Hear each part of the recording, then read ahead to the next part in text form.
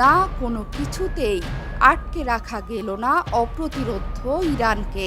শত কোটি ডলারের অ্যান্টি মিসাইল সিস্টেম কিছুই আটকাতে পারল না ইরানের ফাত্তাহ হাইপারসনিক মিসাইলকে। শব্দের কয়েক গুণ বেশি গতিতে ইরান থেকে উড়ে এসে এভাবেই নিখুঁত লক্ষ্যে একের পর এক আঘাত হানছিল তেল আবিবের আশপাশের সামরিক ঘাঁটিগুলোতে। প্রাথমিক খবরে এটি নিশ্চিত, ইসরায়েলি 3টি বিমান ঘাঁটি নেভাতিম, হেডজেরিম এবং তেল নৌফ ইরানি মিসাইলের আঘাতে ধ্বংস হয়ে গেছে।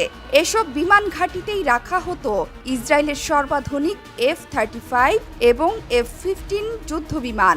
যদি এই খবর সত্যি হয় তবে তা হবে ইসরায়েলের সামরিক ইতিহাসে সবচেয়ে বড় আঘাত। অন্যদিকে ধ্বংস হওয়া এসব বিমান ঘাঁটি থেকেই ফিলিস্তিন এবং লেবাননের নিরীহ মানুষের ওপর বিমান হামলা করত ইসরায়েল।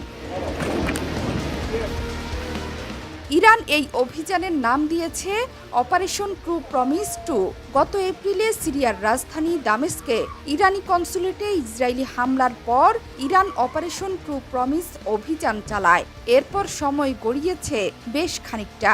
ইসরায়েলের পাপ আরও অনেক জমেছে। তারা একে একে হত্যা করেছে হামাস প্রধান ইসমাইল হানিয়া, হিজবুল্লাহ প্রধান হাসান নাসরুল্লাহ সহ বহু প্রতিরোধ যোদ্ধা এবং হাজার হাজার নিরীহ মানুষকে। দেয়ালে পিঠ ঠেকে যাওয়া ইরানের সামনে এই অভিযান পরিচালনা করা ছাড়া যেন আর কোনো বিকল্প ছিল না। পার্সিয়ান সিংহরা ঠিক তাই করে দেখালো।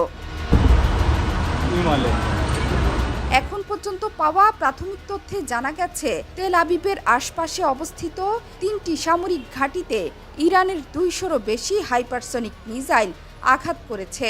ইরানের বিপ্লবী রক্ষী বাহিনী IRGC জানিয়েছে, তেল আবিবের আশপাশে থাকা 3 ঘাঁটি নেভাতিম, হেডজেরিম এবং তেল নৌফ বিমান ঘাঁটি লক্ষ্য করে মিসাইল হামলা চালানো হয়েছে।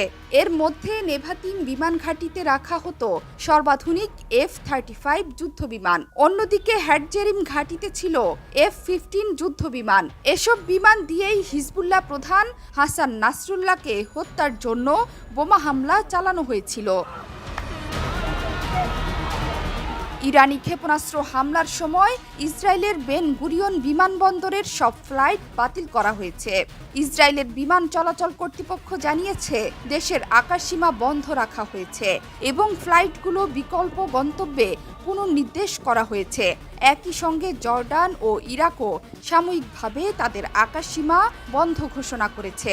IRGC দাবি করেছে, ইরান থেকে ছোড়া 90% ক্ষেপণাস্ত্র সফলভাবে অধিকৃত অঞ্চলে তাদের লক্ষ্যবস্তুতে আঘাত করেছে।